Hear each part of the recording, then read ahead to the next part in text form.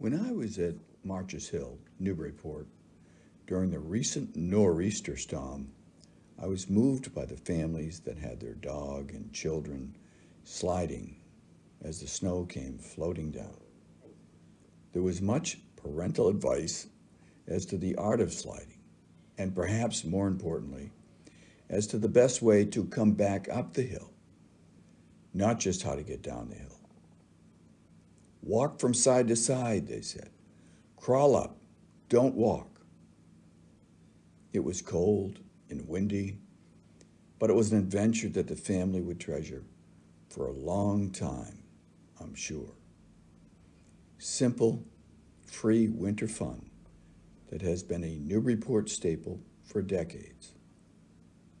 However, the day eventually came to a close, and the exhausted family, plus dogs, headed home along the rail trail to their South End homes. This was the moment I tried to capture. If you are interested, it is available at richardburkejones.com, or you could email me at richardburkejones@gmail.com. And I appreciate your support, and thank you so much.